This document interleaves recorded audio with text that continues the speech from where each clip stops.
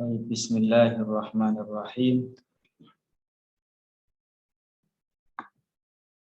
Alhamdulillahirabbil alamin. Wa sallallahu wa sallama ala rasulihil amin wa ala alihi wa sahbihi ajma'in. Allahumma la sahla illa ma ja'altahu sahla wa anta ya hayyu ya qayyum taj'alul hazna in syi'ta sahla. Allahumma arzuqna al-ikhlasa fin niyyati wal qawli wal amal.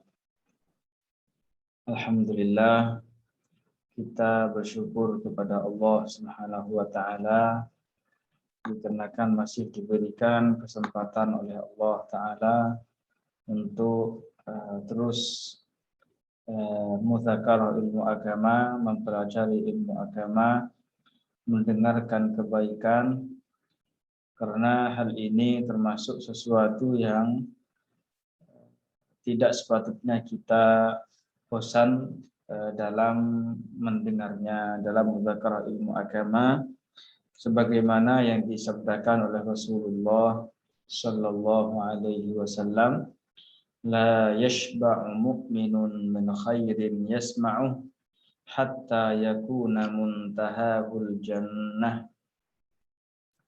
Ya, tidak sepatutnya la yashba'u mu'minun min khairin. Seorang mukmin yang sempurna tidak akan merasa bosan, tidak akan merasa bosan dari kebaikan yang ia dengarkan, hatta yakuna muntahahul jannah, hingga nanti pada akhirnya dia akan masuk surga. Ya, ini yang disabdakan oleh Rasulullah Sallallahu Alaihi Wasallam, bahwasanya di antara sifat seorang mukmin yang sempurna adalah orang tersebut tidak akan merasa bosan, ya, dari kebaikan-kebaikan yang dia dengarkan.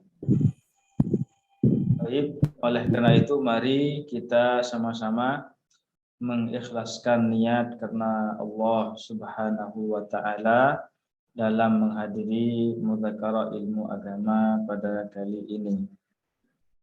Nah, sebelumnya kita sudah membahas, ya, saya akan review kembali, ingat kembali apa yang sudah kita bahas. Ya, kita sudah membahas bahwasanya hak Allah Ta'ala yang paling agung, yang paling mulia atas seorang hamba adalah beriman kepada Allah Ta'ala dan juga beriman kepada Rasulullah. Ya, beriman kepada Allah Ta'ala dan tidak menyekutukan Allah Ta'ala dengan apapun.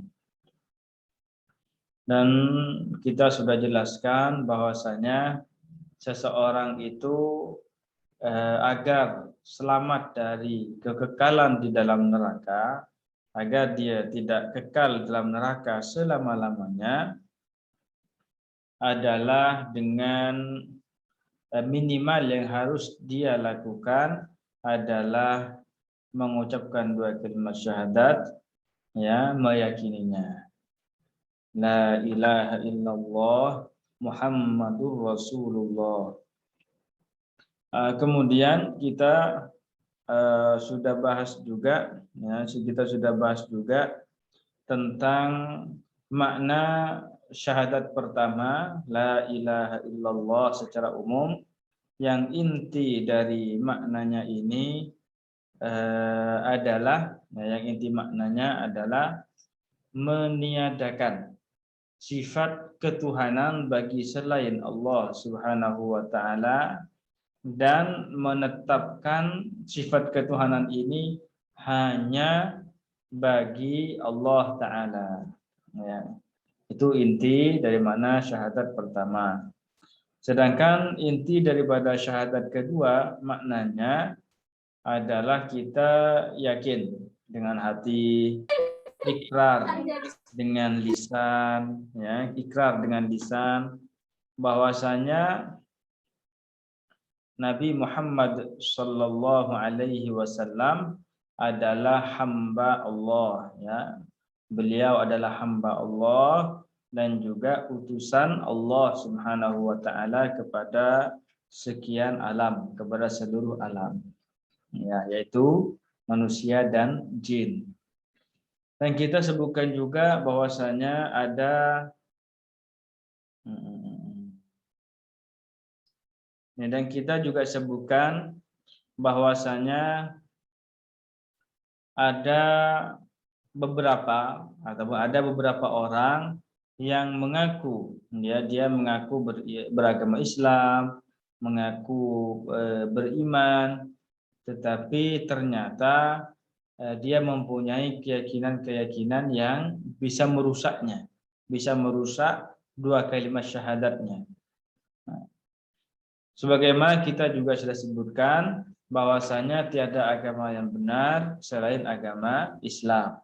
Jadi satu-satunya agama yang diridhai oleh Allah Ta'ala hanyalah agama Islam. Nah, ini pembahasan yang sudah berlalu, yang sudah kita muzakarah bersama. Dan pada saat ini kita akan sama-sama muzakarah tentang hal-hal yang bisa mengeluarkan seseorang dari agama Islam. Jadi ada beberapa perkataan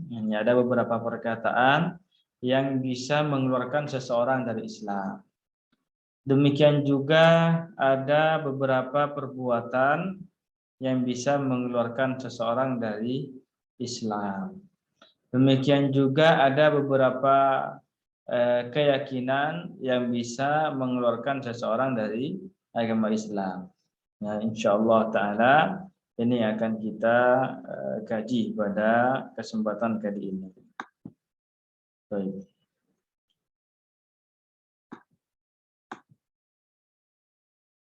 Nah, silakan bagi yang punya kitab, yang punya PDF bisa dibuka PDF-nya, atau yang belum punya bisa di screen, lihat di layar.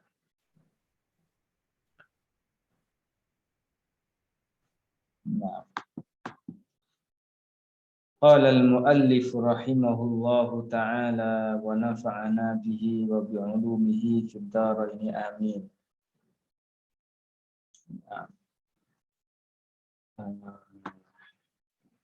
Guru kita Syekh Abdullah Al-Harari rahimahullah bila mengatakan bayanu aqsamil kufri, ya, penjelasan tentang macam-macam ataupun bagian-bagian kekufuran. Di sini beliau ingin menjelaskan kepada kita pembagian kufur, ya, pembagian atau macam-macam kekufuran dari segi cara dia keluar dari seorang mukmin. Ya, jadi maksudnya di sini pembagian kekufuran dari segi terjadinya bagi seseorang. Makanya nanti akan dijelaskan sama beliau, ada kufur perkataan, ada kufur perbuatan, dan juga ada kufur keyakinan.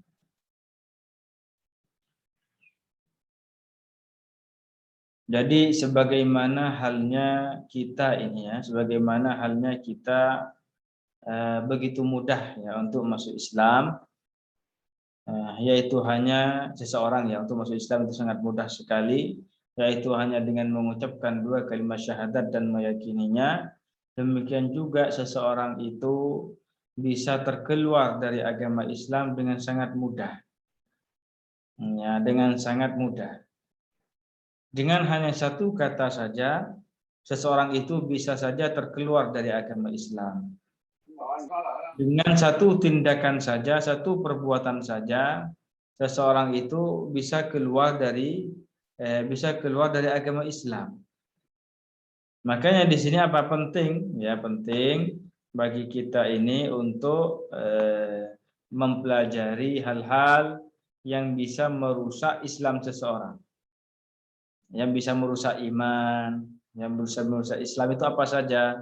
Yang penting kita pelajari agar kita ini bisa menjaga keimanan kita, agar bisa menjaga keislaman kita dari hal-hal yang membatalkannya, dari hal-hal yang bisa merusak keislamannya. Ya, ini dia.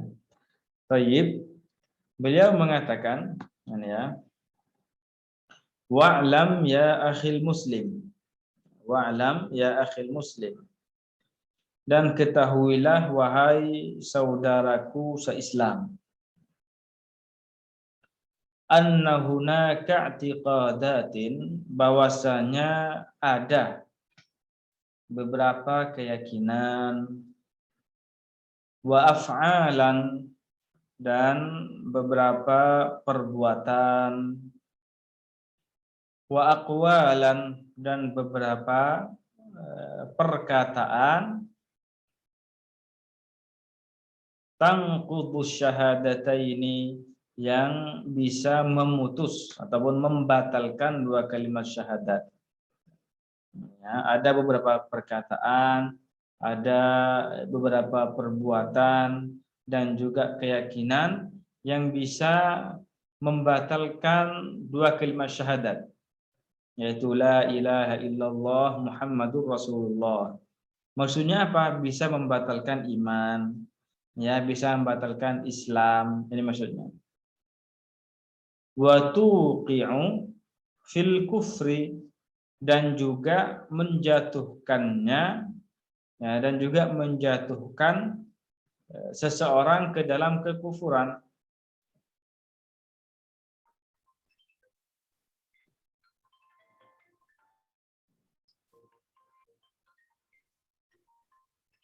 Li'annal kufra salasatu anwa'in, ya, dikarenakan kekufuran itu ada 3 macam. Ya, kufrun i'tiqadiyun, yaitu kufur keyakinan, wa kufrun fi'liyun, dan kufur perbuatan, wa kufrun lafziyun, dan kufur perkataan. Jadi di sini, ya, saya ulangi, kufur itu, ya, terbagi menjadi 3. Ada kufur perkataan, ada kufur keyakinan, dan juga ada kufur perbuatan. Dan masing-masing dari 3 macam kekufuran ini menjatuhkan seseorang ke dalam dalam kekufuran, dalam riddah. Jadi kalau orang melakukan kufur perkataan, maka kufur perkataan ini mengeluarkannya dari Islam, ya, mengeluarkannya dari Islam, walaupun tidak melakukan kufur perbuatan ataupun kufur keyakinan. Demikian juga kalau seseorang dia mempunyai keyakinan, ya, dalam hatinya keyakinan yang rusak, keyakinan yang bertentangan dengan dua kalimat syahadat, ini dihukumi keluar dari Islam walaupun tidak melakukan kufur perbuatan ataupun perkataan. Ya, demikian juga kufur perbuatan.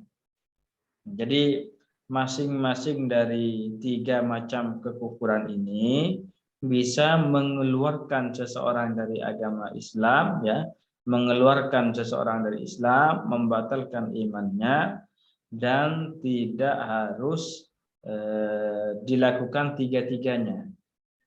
Ya, tidak harus dilakukan 3-tiganya agar terjatuh dalam kekufuran.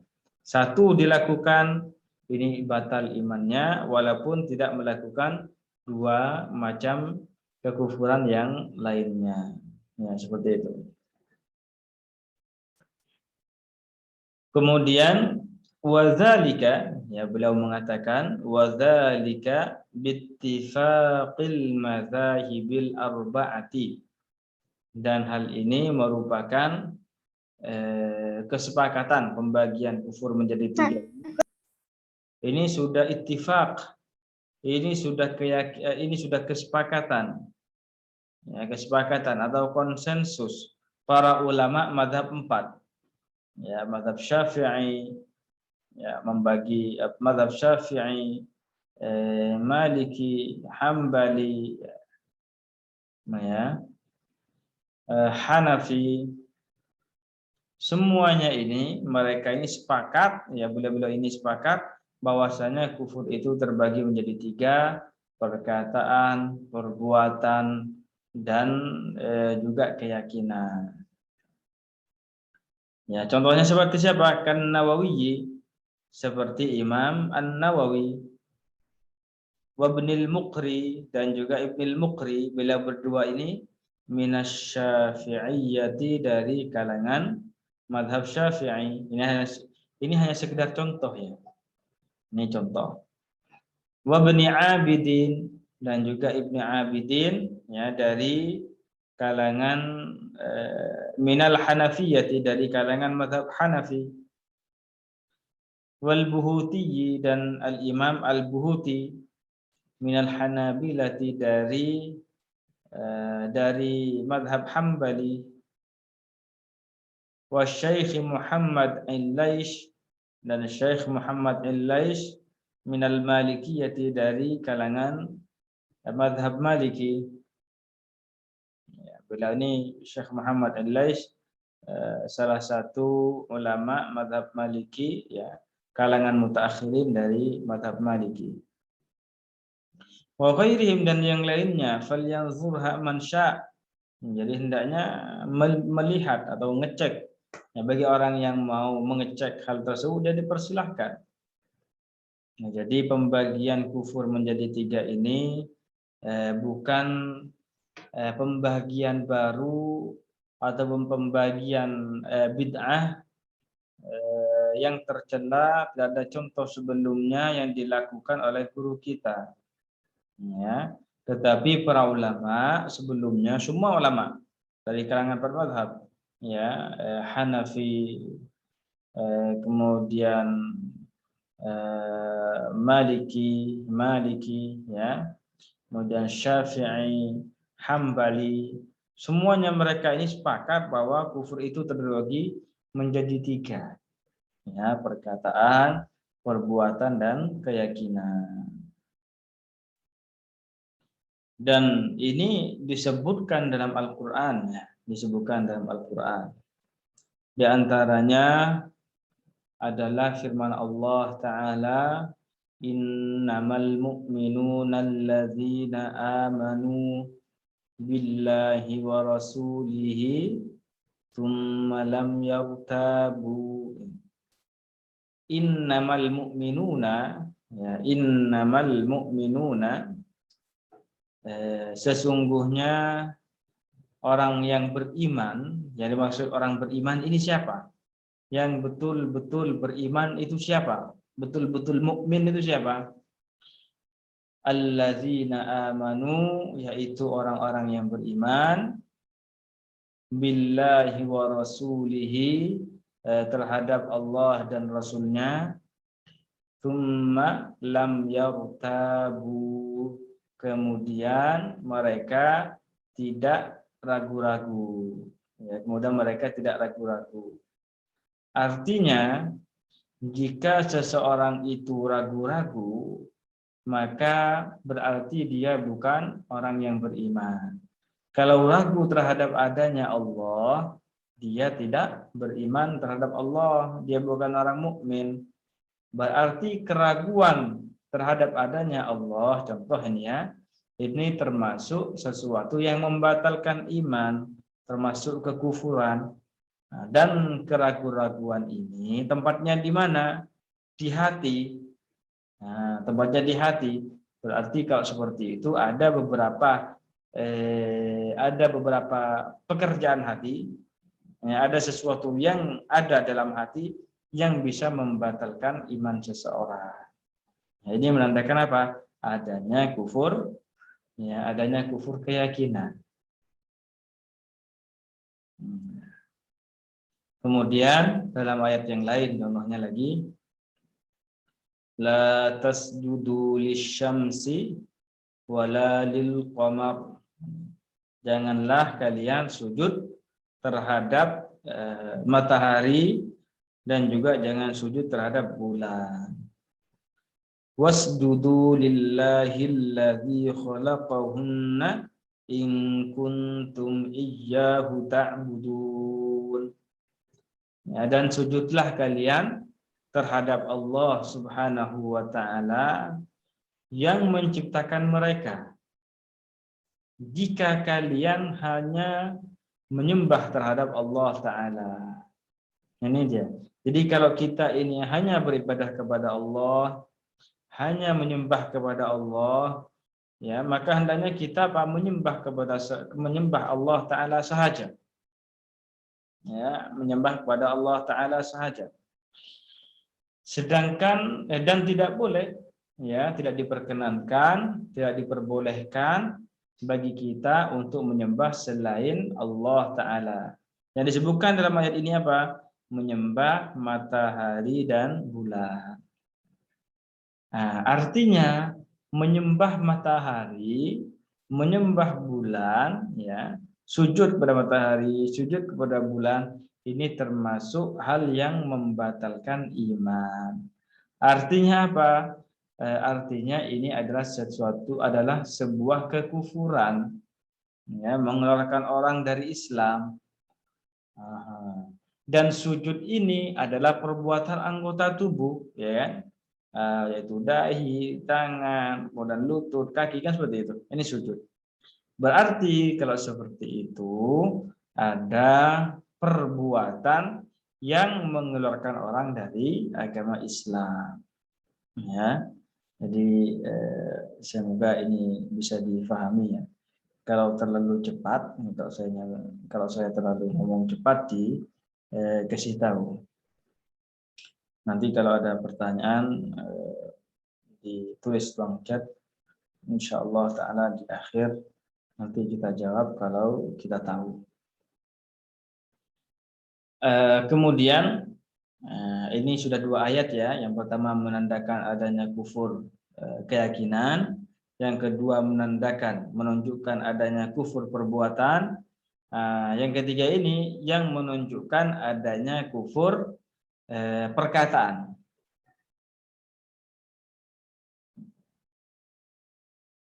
Dalam sebuah ayat Allah taala berfirman, wala in sa'altahum la yaqulunna innama kunna nakhudu wa nal'ab.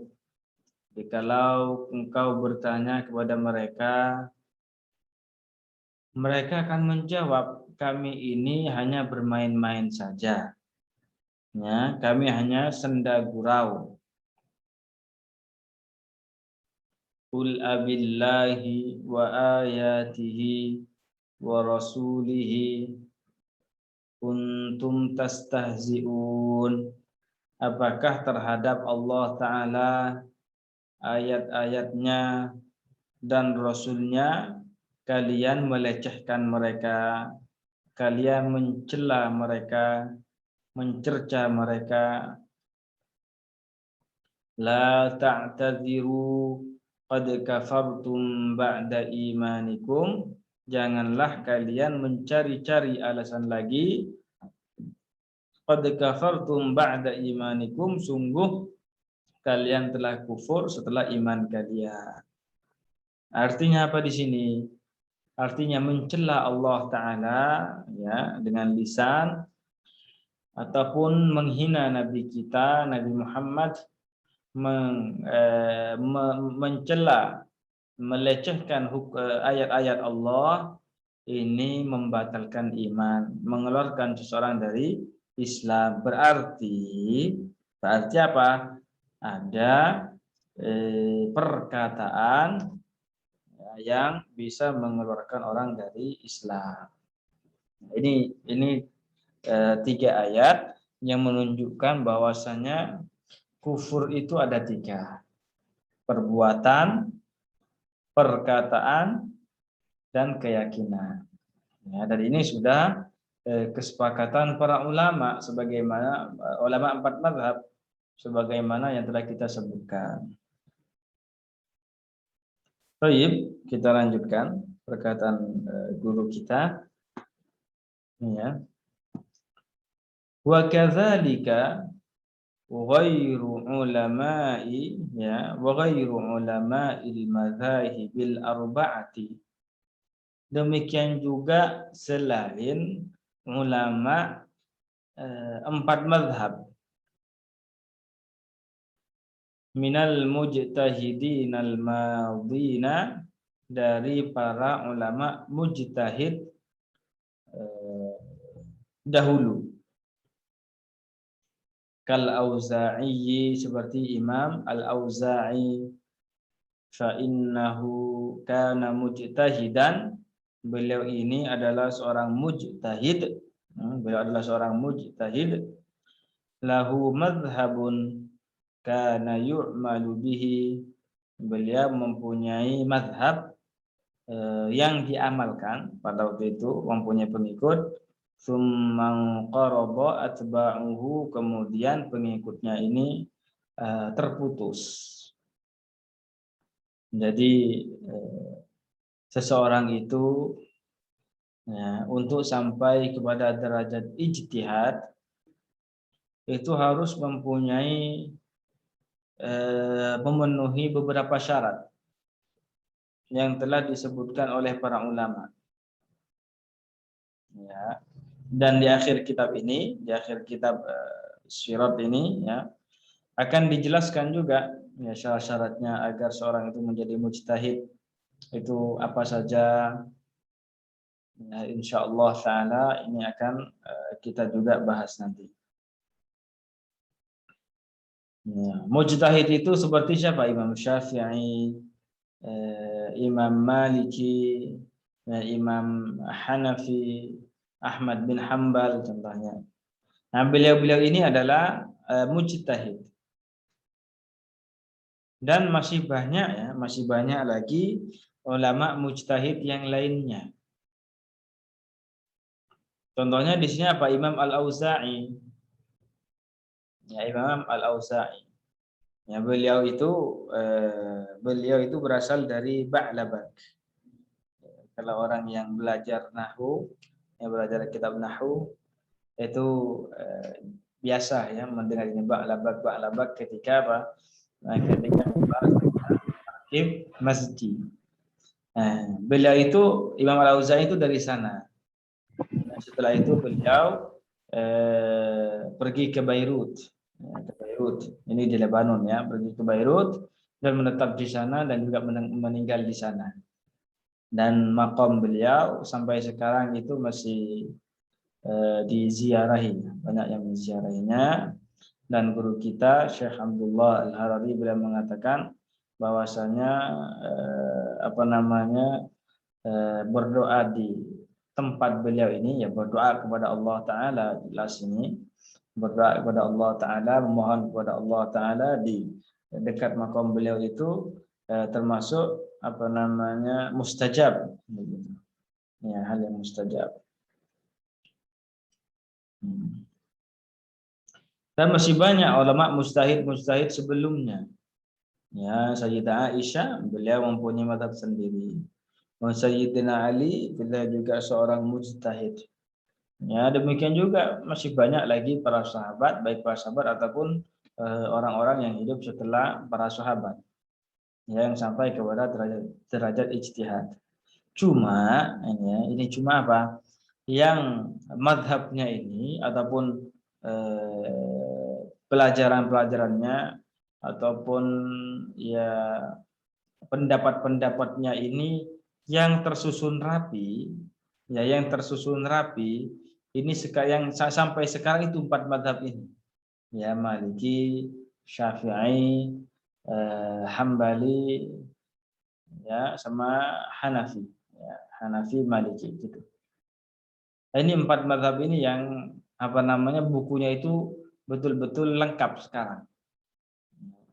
Sedangkan mazhab yang lainnya itu secara tersusun rapi kayak mazhab Syafi'i, Maliki dan seterusnya, ini sekarang sangat sulit sekali. Ya, bisa dikatakan tidak ada. Tapi yang tersisa apa sekarang kalau dari mazhab yang lain, contohnya mazhab Imam Al-Auza'i, yang tersisa itu permasalahan-permasalahan saja. Ya, jadi menurut Imam Al-Auza'i, contohnya ini, hukum ini adalah seperti ini, gitu aja. Jadi tinggal beberapa permasalahan saja. Sedangkan secara utuh madhabnya itu tidak ada sekarang. Ya. Jadi kembali ke pembahasan kitab, bahwasanya para ulama madhab 4 ini, ya para ulama 4 madhab, semua mereka bahkan juga madhab yang lain, semua mereka bersepakat bahwasanya kufur itu ada 3 macam: kufur perbuatan, kufur keyakinan, dan juga kufur perkataan. Ya. Insyaallah taala mudah ya untuk difahami ya.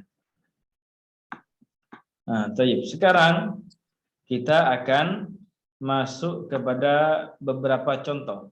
Ya, masuk ke beberapa contoh daripada kufur keyakinan. Jadi beliau ini hanya menyebutkan contoh saja. Dan pada hakikatnya jelas lebih banyak daripada yang disebutkan di sini.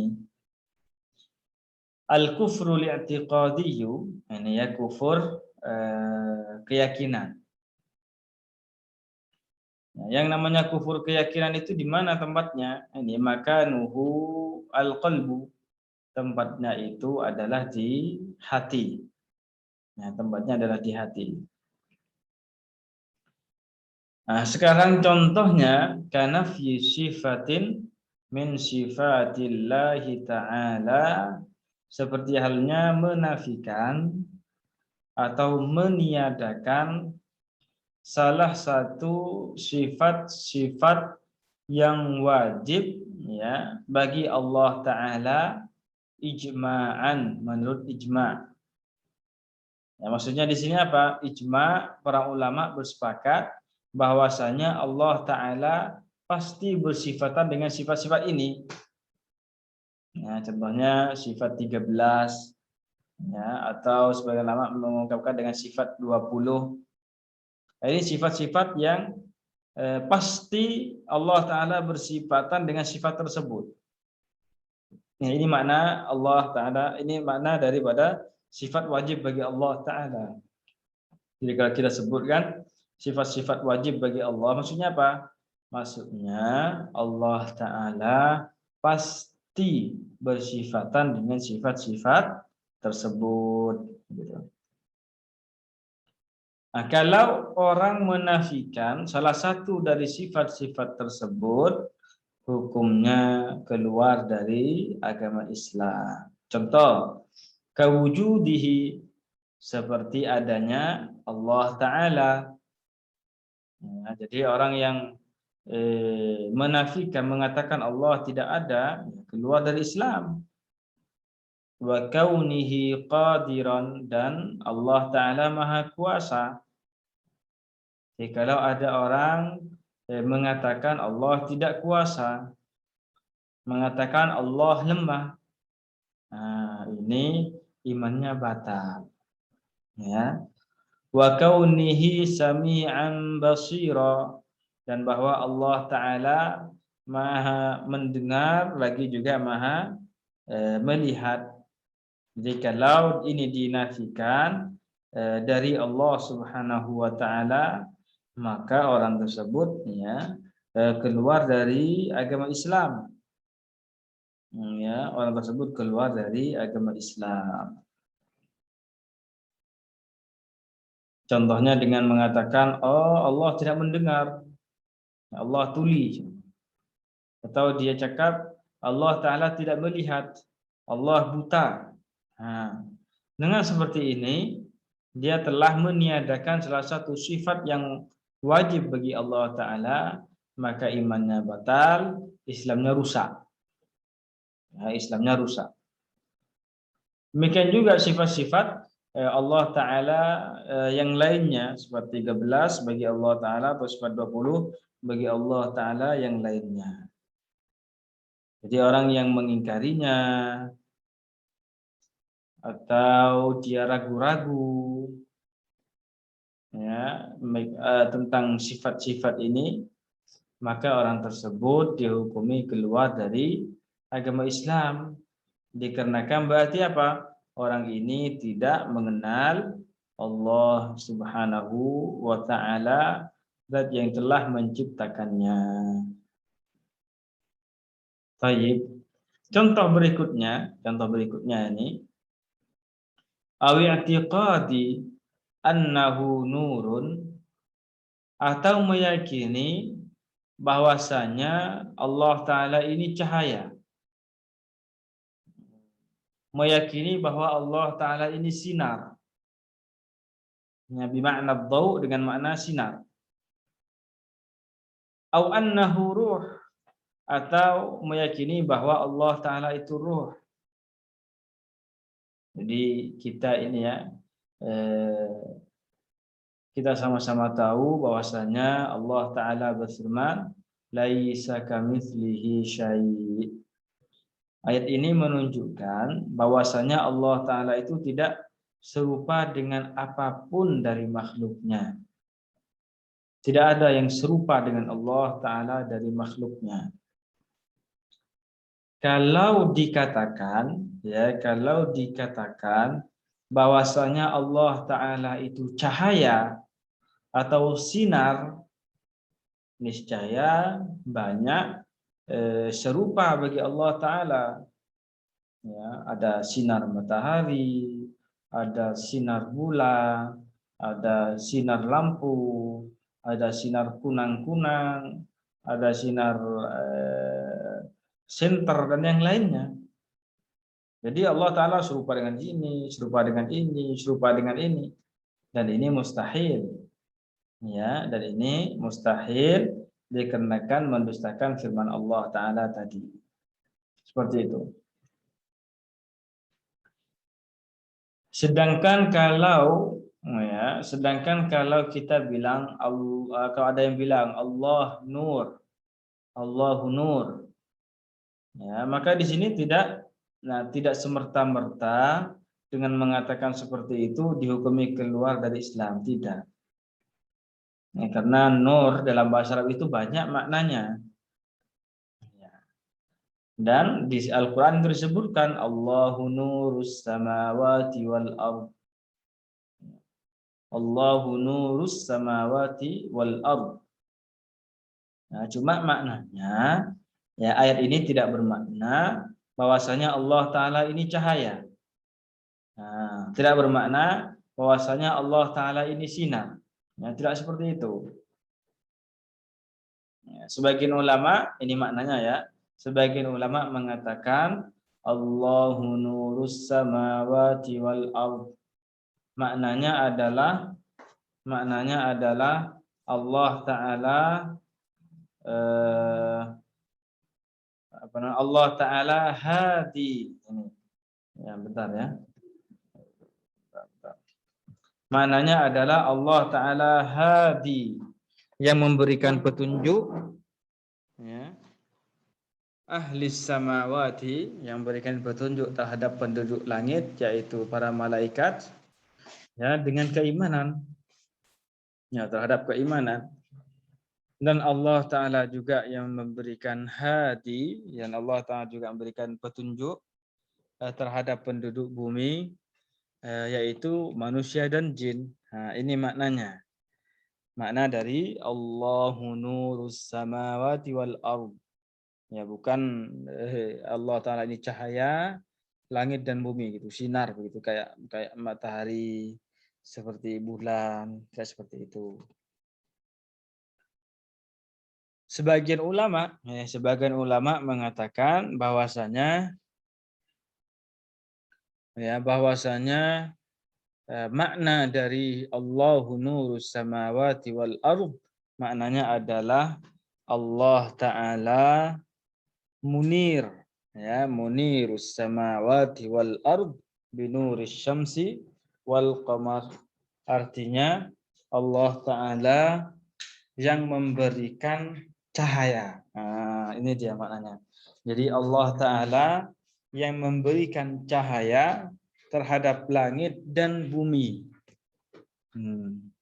Dengan cahaya apa? Dengan cahaya matahari dan bulan. Nah, jadi Allah yang memberikan cahaya, bukan Allah Ta'ala itu cahaya. Ini makna daripada ayat tersebut ya.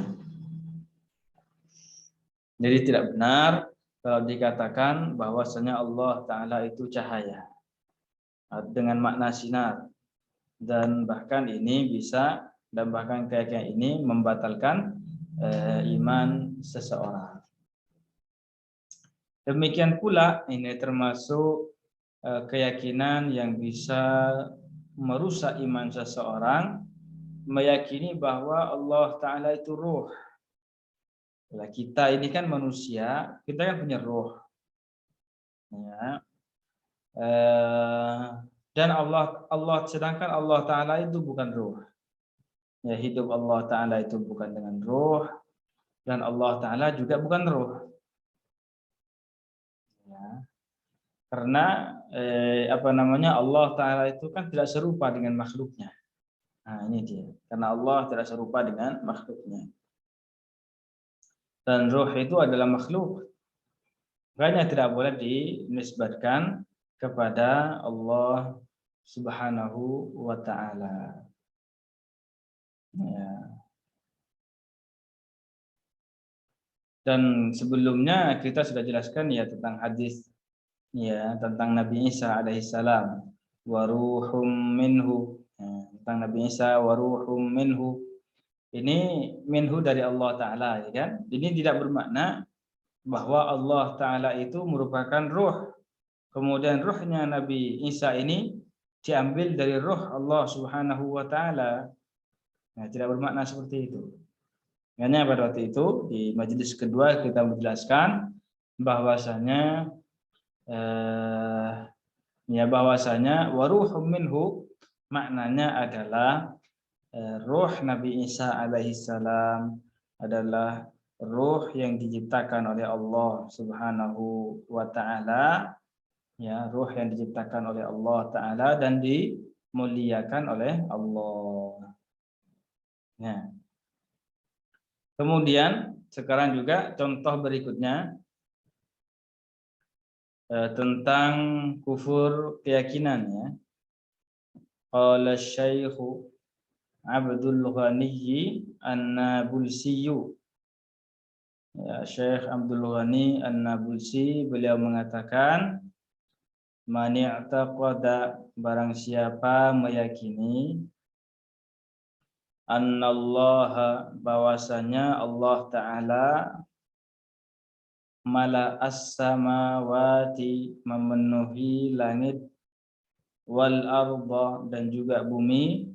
Barang siapa yang meyakini bahwa Allah memenuhi langit, ya, atau Allah memenuhi bumi, atau dia meyakini au annahu jismun, atau dia meyakini bahwa Allah Ta'ala adalah benda.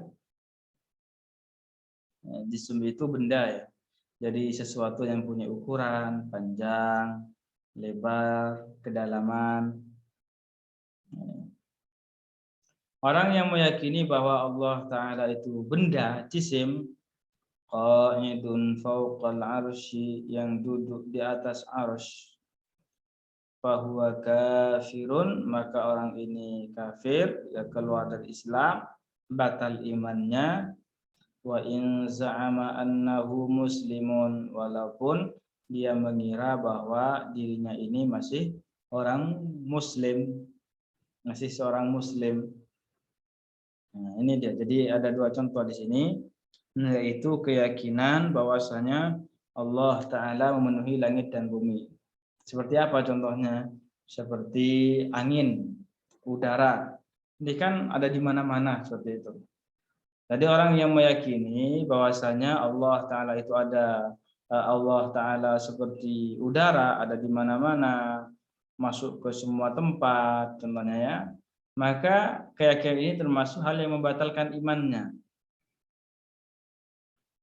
Demikian juga orang yang meyakini bahwasanya Allah Ta'ala ini suatu benda, dan benda ini duduk di atas arsy.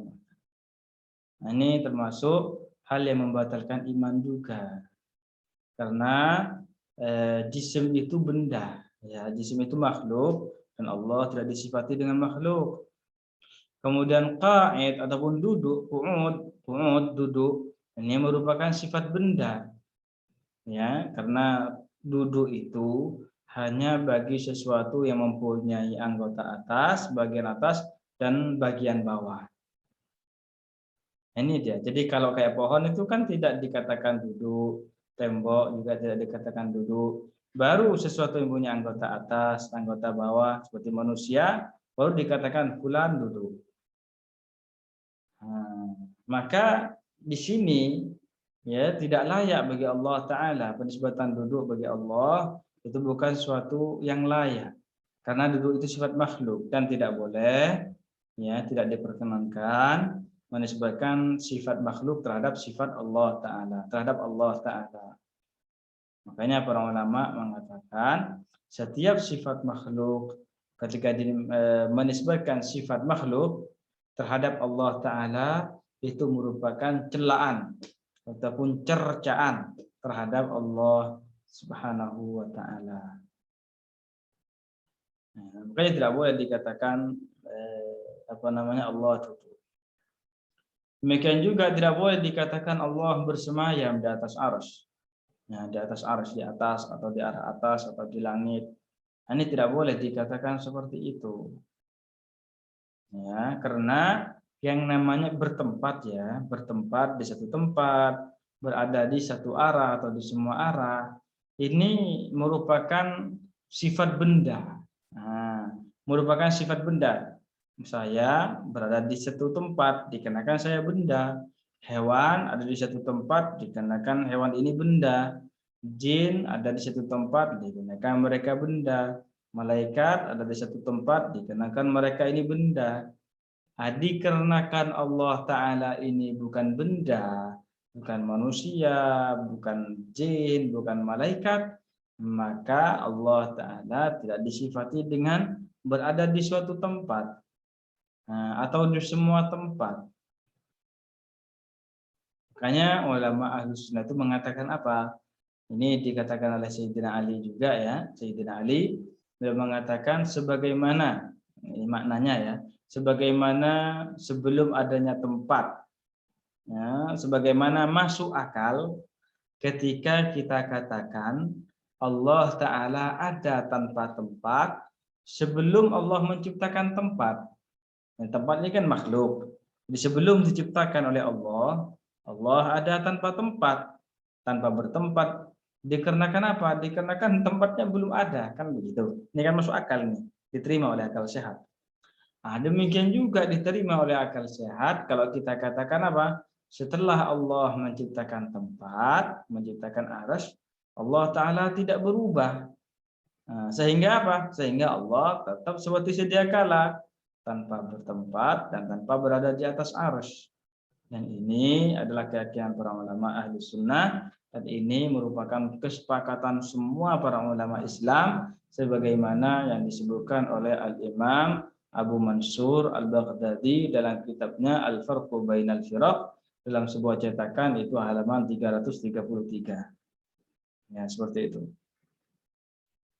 Ini sudah kesepakatan. Ini ulama Indonesia, ulama Malaysia, semuanya. Makanya di sini katanya kalau ada orang yang meyakini bahwasanya Allah ada di satu tempat atau di atas arsy, ini keyakinan ini membatalkan imannya, membatalkan imannya. Kalau ada yang bertanya kepada kita, ya kan, kalau kita berdoa, kita kan menghadapkan tangan ke arah langit, ya kan, menengadahkan tangan ke arah langit. Apa itu tidak menunjukkan bahwa Allah ada di langit atau berada di arsy? Nah, kalau ada yang bertanya seperti itu, kita katakan ya hal ini tidak hal ini tidak menunjukkan bahwa Allah Ta'ala berada di atas arsy. Tetapi kita ini orang Muslim ketika berdoa kepada Allah Ta'ala menghadapkan tangan ke arah langit, dikarenakan apa? Langit ini adalah kiblat kita berdoa. Ya, kiblat kita berdoa. Sebagaimana halnya ketika kita sholat kita ngadap kemana? Menghadap ke arah Ka'bah. Dan ini tidak menunjukkan bahwasanya Allah ada di Ka'bah. Ya, tetapi kita menghadap Ka'bah ketika sholat dikarenakan Ka'bah adalah kiblat kita bersolat ketika kita sholat. Ya, seperti itu. Ini secara ringkasnya ya. Insya Allah Ta'ala pembahasan tentang ini akan dibahas oleh guru kita secara panjang luas di babnya tersendiri. Jadi ini beberapa contoh tentang kufur keyakinan ataupun beberapa keyakinan yang bisa mengeluarkan seseorang dari agama Islam. Insyaallah Ta'ala pembahasan kita pada kali ini kita cukupkan sampai di sini dulu. Dan di pertemuan selanjutnya insya Allah kita akan sama-sama muzakarah tentang kufur perbuatan dan juga sebagian daripada kufur perkataan. Nah, saya ulangi lagi, hal ini sangat penting untuk kita pelajari, bukan dikarenakan kita ini ingin terjatuh dalam perbuatan itu, tidak. Tapi kita mempelajari hal-hal tersebut agar bisa menjaga keimanan kita, ya, menjaga Islam kita, tidak terjatuh pada hal-hal yang dan kita tidak terjatuh pada hal-hal yang tidak diridhai oleh Allah Ta'ala dan yang bisa membinasakan kita. Ya. Sampai di sini dulu pembahasan kita pada malam ini. Insya Allah jelas semua ya. Jadi kalau ada yang tidak jelas ya atau saya kecepatan, dipersilahkan. Maka ada yang mau dipertanyakan, cuma ini mungkin waktunya agak sempit ya, baterainya mau habis. Baik.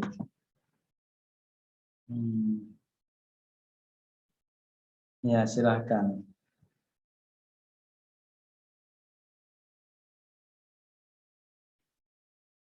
Ya, silakan kalau mau bertanya.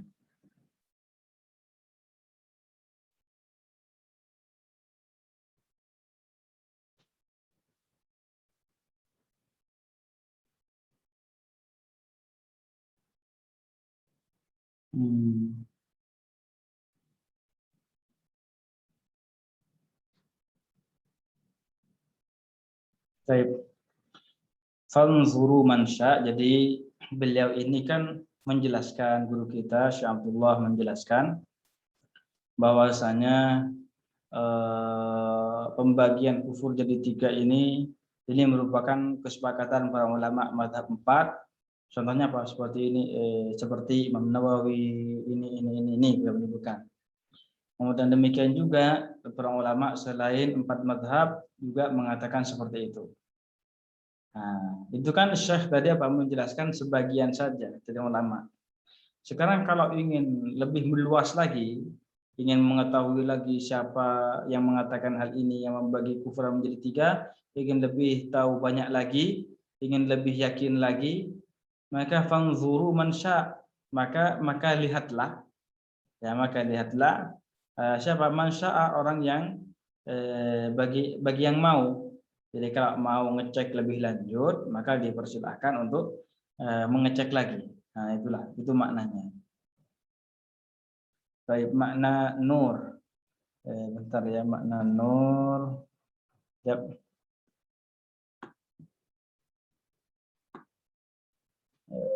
Makna nur, ulama maknai munir. Ya, munir itu maksudnya yang memberikan cahaya ya. Jadi Allah Ta'ala yang memberikan cahaya terhadap langit, dan Allah Ta'ala juga yang memberikan cahaya terhadap bumi dengan cahaya bulan dan cahaya matahari. Itu maksudnya.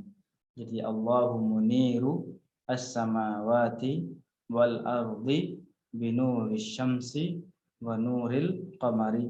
Nah, itu maknanya. Jadi Allah yang memberikan cahaya terhadap langit dan bumi dengan cahaya matahari dan bulan. Baik.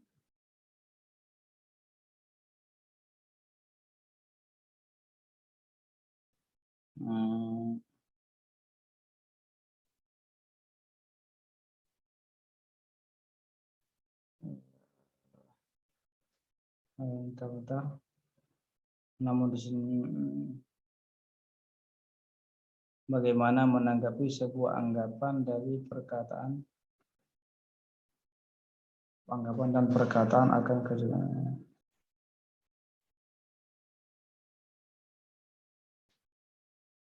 Maksudnya ini apa? Saya kurang terlalu paham ya, Mas Fandi. Kurang terlalu paham dalam pertanyaannya.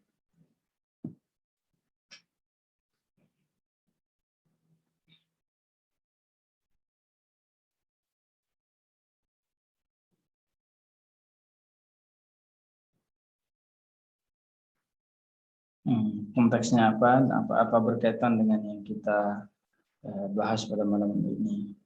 Saya kurang paham maksudnya.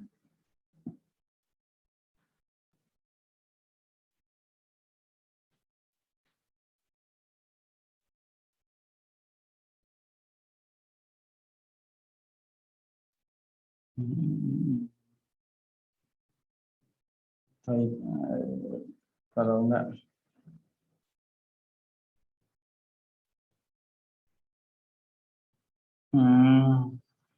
iya.